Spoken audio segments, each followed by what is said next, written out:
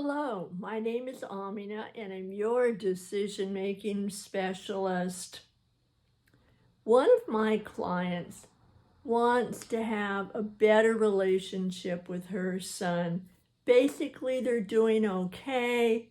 It's just not the warm cozy that she would like, and he reports that she nags, and she said, well, I guess I do. It's for his own good, and gives me the reason that she tells him what she does and how she tells him. And so we just kind of processed that, just sort of talked. I listened, and she just kind of like you would lay pieces of a puzzle out on a table and then look at the different pieces and see how and which ones fit together and what kind of a picture that makes.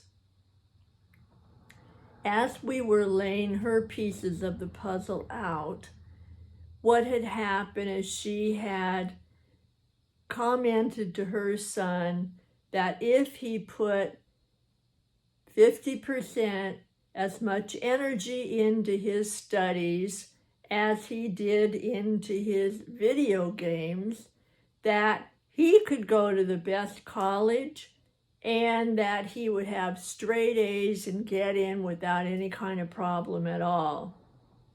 Now, the backstory of this is this son of hers is doing very well in school. He's very intelligent,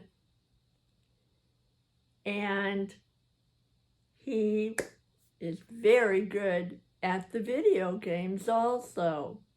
And she doesn't see him studying as much as she would like.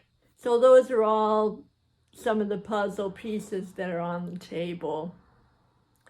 And so I was curious. I got kind of an idea from what we had talked about before with her and what I knew of her son. And I said, well, now, Cynthia, that's not her name. Cynthia, what is the reason that you want him to add that 50% of energy to his studies when you've told me that he's doing very well? And she said, because I want him to do better. And so I pulled out my because tool. And I said, because? And she said, well, then he'll get to go to such and such a school. And I said, and that's important because? And she said, well, I want him to have a good life, and I want him to be happy, and I want him to have everything I didn't have. I want people to like him. And she had a long list of her becauses. And I said, okay, let's say that he followed every bit of your offer. Everything that you told him to do, he just magically says, yes, Mom, and did it. And he goes to this school, and he gets this degree, and he has this kind of life. That's important because, and we went to enough becauses that it was actually as if we went deeper from her brain, down through her heart, down clear to the very core surface of where she was standing, the very deepest part of her. And she said, you know what? I think I got it. And she looked at me and I said, tell me. I was just walking with you and guiding you, and I had no idea where we would wind up. And it sounds like that you've found the place. And she said, I have. She said, I realized if he did everything that I'm telling him to do, and he did it my way, and he got what I wanted for him, And it was everything that I didn't get when I was growing up. She said, you know what? He thinks that I'm trying to control him. And I am. And I said, because? And she finally just looked right straight at me and she said, Amina, because then everyone will know that I'm a good mother. They'll know I'm a better mother than I had.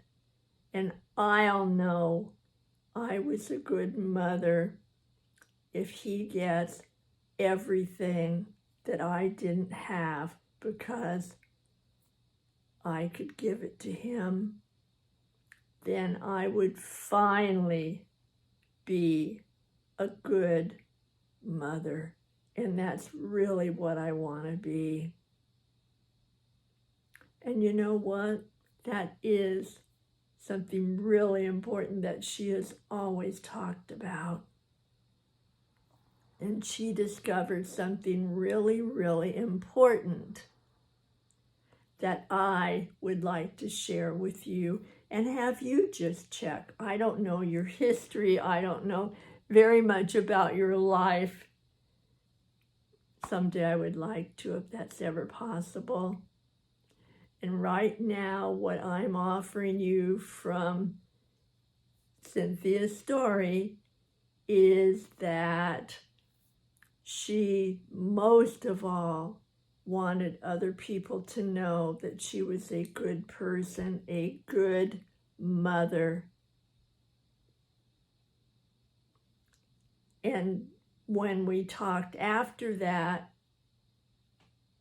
I said, if those other people had no idea what was going on in your house,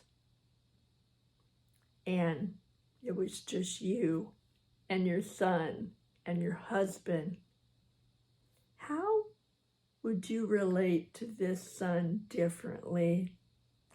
And believe it or not, she actually exhaled and she said, I would just love him. And that's really what I didn't get when I was growing up. And that's how I want to be a good mother. She said, I realized all of these years I've been so focused on other people believing and telling me that I'm a good mother. And you know what? Sometimes I wasn't.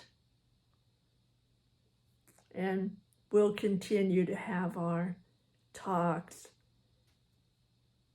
and her checking inside with her becauses and finding out that she is totally a super primo mom.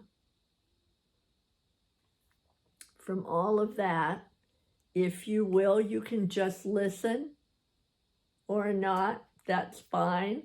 And if you want to do a little of your own becauses, when you tell somebody else what to do or how to do it, and kind of nudge them a little more than what feels comfortable to them or you,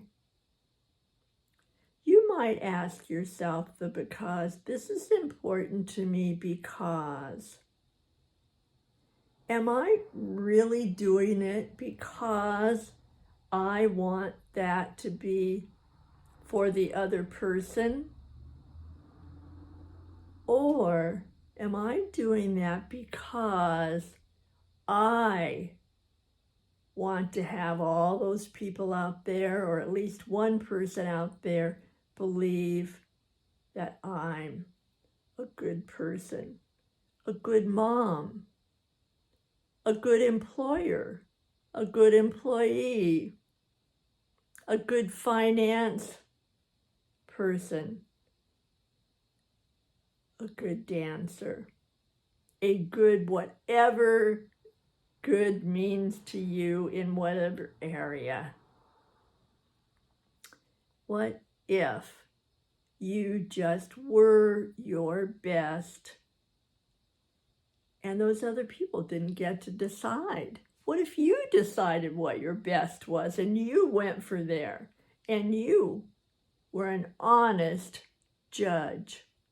Because I believe that a lot of the reason that we push other people or push ourselves harder than is really possible for us to follow through on is because we have voices from out there.